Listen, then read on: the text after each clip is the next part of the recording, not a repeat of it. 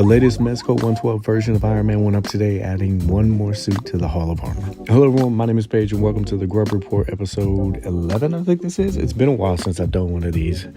A Grub Report or even a deep dive on a figure. So one of the things I saw a lot of collectors talking about was price point. It's understandable. Mezco figures are Drop it like it's hot, drop it like it's hot, drop it like. And that's putting collectors in a position where they really have to decide on what they want in their collections. Now, the previous Mark suits, the Iron Man Classic, the Stealth Suit Iron Man, the Los Angeles Comic-Con Iron Man Mark 42, those are all $90. And the price point for this offering is about $125, which comes out to about a $35 increase. And no, I'm not here to justify the price point. I'm not here to fight with anybody on the internet.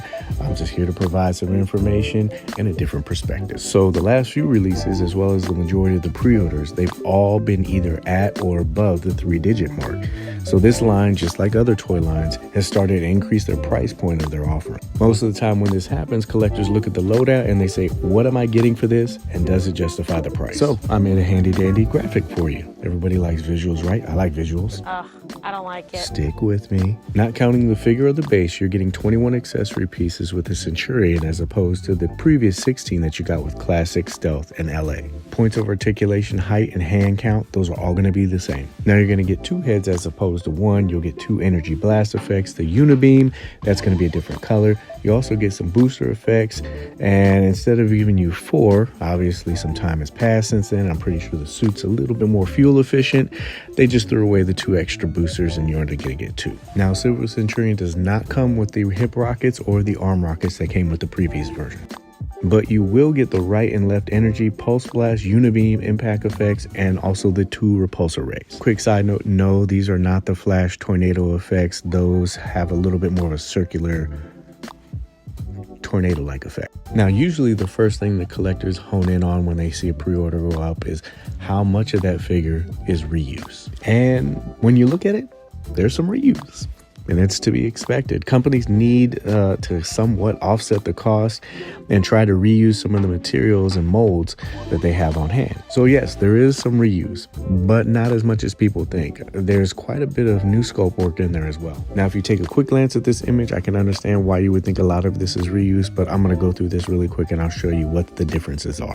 Now, obviously, this is a promotional image and there probably has some kind of digital manipulation in certain points, but this is pretty much going to showcase what we're going to be getting at the end. I'm just going to tell you what I see in the image compared to what I have in my collection. That being said, starting from top to bottom, of course, the helmet is going to be different than the previous 3 versions because they're going for this Silver Centurion look. Chest is obviously going to be bigger, which possibly could mean that the light up feature that they're going to be implementing on this one will be better than the previous version. Remember, these Iron Man suits came out in Actually, no, it came out in 2018, and the PX version came out in early 2019. This version is projected to come out in 2023, early 2024. Now, that's a 4-year time span that's allowed them to get better with their light up features. They've come a long way with recent releases such as Theodore Sodcutter, Superman, and even Gomez. Now, that's in comparison to previous offerings such as Darkseid or Iron Man, well, most of those offerings had trouble lighting up the effect pieces. Some didn't even have enough power to light up from the base to the tip. So I think that redesign of the torso area is going to allow them to house a better lighting system. That way they'll be able to have more luminescence for those effects. Now, the arms from the shoulder down, they look about the same until you get to the forearms, and then they're replacing those gauntlets, the ones that you could plug in the forearm wrist rocket. That's not there. So there goes my theory for cross compatibility. The ab area pretty much looks the same to me. Personally, I feel like it's a little bit wider, but that might just be the angle. It is missing the belt that holds the hip rockets, which might be a better decision design-wise because maybe this will allow for a deeper and lower ab crunch. Now, moving down the thigh area, it looks like it's going to have the same drop-down leg method until you get to the top of the boot area. Now, the previous version, you were able to rotate it at the boot, but they've moved that. It doesn't mean that there won't be a boot rotation. It just looks like it's probably in a different place design-wise. But it's missing that little calf puffer area.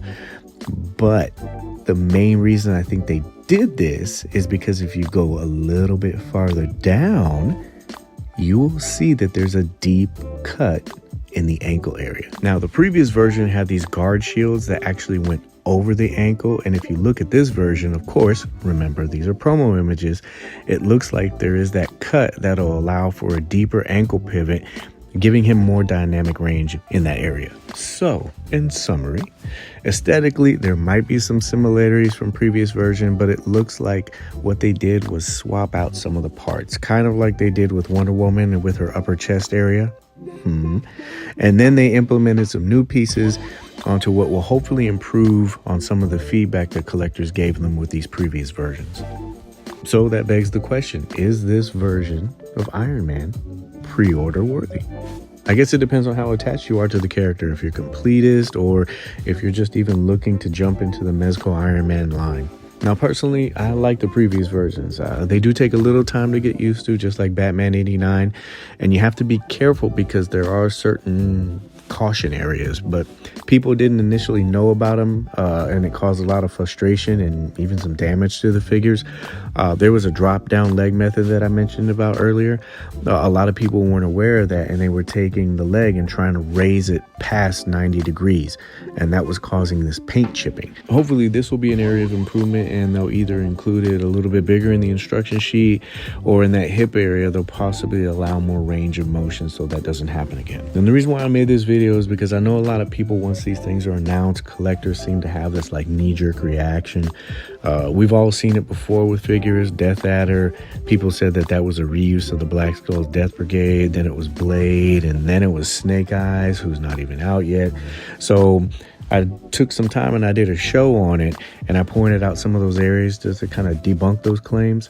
And there just seemed to be a lot of traffic about this, and so that's the reason why I wanted to do this video. So that's it.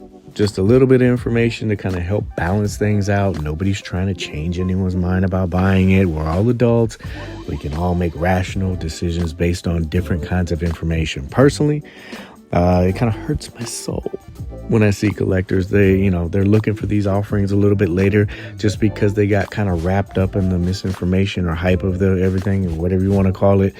And then when they get it in hand, it's different than what they expected or what they saw in the promotional images.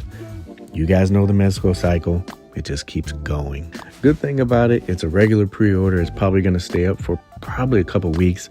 Plenty of time for you to decide if you want it or if you don't want it. The best thing about all this is if you think the price is too high, you feel like there should be more accessories, or you don't like the design of the character, the best part about it is you don't have to buy it and you saved yourself some money.